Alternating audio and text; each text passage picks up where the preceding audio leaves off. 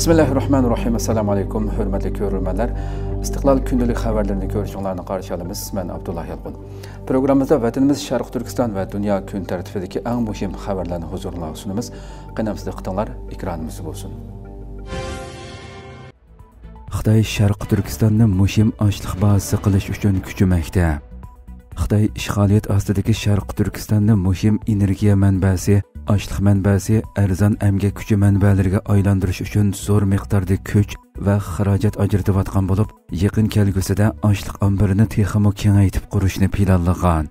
Atalmish Uyg'ur Avtonom rayonlik ochliq va moddiy ashyo zapas saqlash idorasining bildirishicha, Xitoy bu yil Sharq Turkistonda hosulni ko'paytirish, omborni ko'paytirish, zapasni ko'paytirish shuari bo'yicha yangidan ochliq yig'ib saqlash ombor sig'imchanligini 600 ming tonnadan ko'proq oshirishni, bu orqali ochliq jihatdagi uzoq mezgillik ehtiyojni qondirishni planlagan. Xabarda bu yil Sharq Turkistonda ochliq yig'ib saqlash aslahalarini qo'g'dash, anga elish, boshqurishning kuchaytirilganligi, zapas ochliqni setib olish xizmatining tengshalganligi, ochliqni zapas saqlash ul aslaha turining atalmish Shinjonga yordam berish turi tizimligiga kirgizilib, selinma yordamiga erishadiganligi bildirilgan. Xitoy Sharq Turkistonda irqiy qirg'inchilikning barliq shakllarini sistemalik ijro qilganidek, izchil davomlashayotgan bulang-talanglarimi umuman hamma sohaga kengaytirilgan bo'lib, Xitoy turli yig'inlarida, tashviqot mazmunlarida Sharq Turkistonning Xitoy uchun strategik muhim ahamiyatga ega ekanligini ta'kidlamoqda va Xitoyning energiya boyligi bexatarligiga kafolatlik qilishga o'xshash iboralarni ko'plab takrorlamoqda. Ikkinchi navbatlik diniy ilm o'quvchilari ilmiy muhokama yig'ini o'tkazildi. 3 may Istanbulga joylashgan Sabahattin Zaim universitetida diniy ilmlar kasbida o'qiyotgan Sharq Turkistonlik magistr va doktorant o'quvchilarining ikkinchi navbatlik ilmiy muhokama yig'ini o'tkazildi. Yig'inga har qaysi universitetlarda xizmat qilayotgan akademiklar, ustozlar, jamoat arboblari va o'quvchilar ishtirok qildi. Sharq Turkiston ulamolar birligining o'rinlashtirishi va akademiklarning hamdamda bo'lishi bilan o'tkazilgan mazkur ilmiy muhokama yig'ini Qur'oni Karim tilovati bilan boshlandi. Orqadan Chanoqqal'a 18-mart universiteti o'qituvchisi professor doktor Nurahmat Qurbon va Istanbul Madaniyat universiteti o'qituvchisi Sharq Turkiston ulamolar birligi raisi dotsent doktor Olimjon Bug'da ijlis so'zi qildi. 3 bosqichga bo'lib o'tkazilgan ilmiy muhokama yig'inida leksiya so'zlagan o'quvchilar islom qonunshunosligi, Qur'on tadqiqoti, falsafa tarixi, tarixda o'tgan Uyg'ur olimlarining asarlari, navbatdagi real masalalar haqidagi ilmiy izlanishlarini sundi va ishtirokchilarning turli savollariga javob berdi. Yig'in xulosasida bu qatimliq ilmiy muhokama yig'iniga qatnashtirilgan ilmiy maqolalarning 3 xil tilda yozilganligi, burunqiga selishtirganda leksiya so'zlaguvchilarning orasida xonim-qizlarning zo'r nisbati ko'payishi qatorliq nuqtalarning taqdirlashga tegishli ekanligi alohida ta'kidlandi. Yig'in oxirida leksiya so'zlaguvchilarga mukofot taqdim qilindi. Xitoyda paraxod o'rilib, 10 ga yaqin Xitoy o'ldi. Xitoyning Guju o'lkasi Chenshi shahrida bir sayohat paraxodi o'rilib tushib, 9 Xitoy o'lgan. Xinhua agentligining xabar qilishicha, 4-may Xitoyning Chenshi shahridagi bir sayohat rayonida kuchli shamol sababli bir sayohat paraxodi o'rilib tushgan. Vaqada 9 Xitoy o'lib, 70 Xitoy yaralangan. Birisining izdiriki bo'lmagan.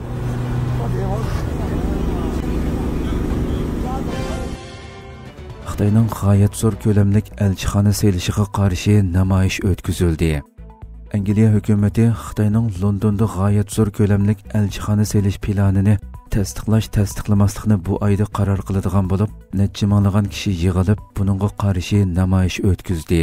Xitoyning London shahridagi Xon jamiyati pul quyish zavodining burunqi o'rniga g'oyat zo'r ko'lamlik elchixona selish plani Angliyada g'ulg'ula qo'zg'ab kelgan masalalarning biri bo'lib, bundan ilgari Xitoyning bu planiga qarshi cho'ng ko'lamlik namoyishlar o'tkazilgan edi.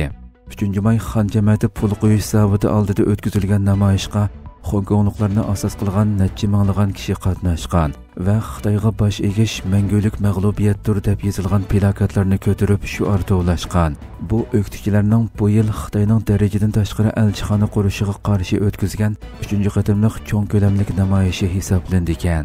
Namoyishni tashkillovchilar pul quyish zavodini oyilinib yurish qilgan bo'lib, bu jarayonda Hong Kong, Tibet va Ukrainaliklarning vakillari nutq so'zlagan. Ular nutqlarida Xitoyning darajadan tashqari elchixona selish planining amaliyotda Angliyada yashaydigan chet elliklarga nisbatan davlat halqigan bostirish, nazorat qilish va boshqa tahdidlarni elib keladiganligini ta'kidlab, Angliya hukumatini bu planni to'xtatishga chaqirgan. Yaqinqi yillardan buyon Xitoyning har qaysi davlatlarda qurib chiqqan maxfiy soqchi punktlaridan sirt yana elchixona konsulxonalarining diplomatlarining chet eldagi bostirishda nazorat qilishda qo'li borligi ko'plab oshkorlanmoqda. Bu sababli Xitoyning har qanday kengaytish, zo'raytish planlari diqqat nuqtasi bo'lib kelmoqda. Xitoy va Yaponiya talash-tortishlik orollar masalasida bir-birini aybladi. Xitoy va Yaponiya shanba kuni ikki davlat orasidagi dengizga joylashgan talash-tortishlik orollarning havo bo'shlig'iga daxl-daruz qilish masalasida bir-birini aybladi. Yaponiya Xitoy elchisini chaqirib rasmiy norozilik bildirdi va mundaq bir voqeaning qayta yuz bermasligini talab qildi.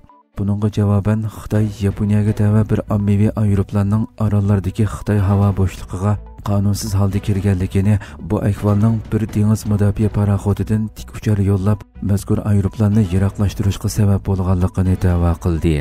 Yaponiya Tashqi ishlar vazirati tomonidan e'lon qilingan bayonotga asoslanganda 4 Xitoy dengiz mudofaa paraxodi Senkaku orolining dengiz davaligiga qonunsiz kirgan va orollarning havo bo'shlig'iga bir tik uchar avatgan.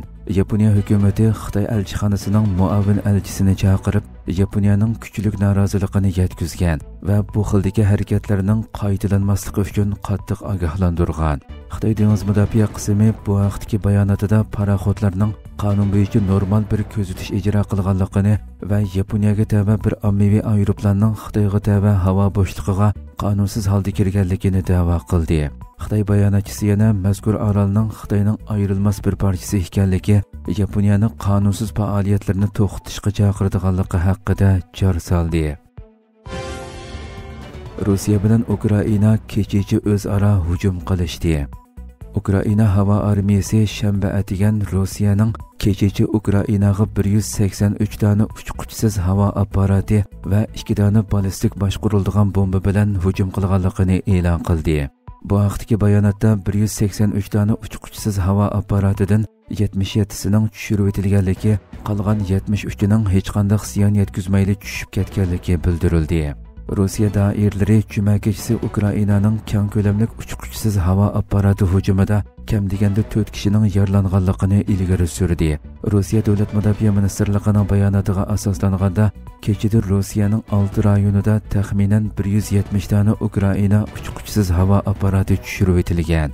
Ministerlik hujum haqida o'tgan kecha soat 22 dan atigan soat 5 gacha bo'lgan oraliqda havo mudofaa sistemalari tomonidan Ukrainaga tava 170 dona aeroplan tipli uchquchsiz havo apparati yo'qotildi va to'sib qilindi, dedi.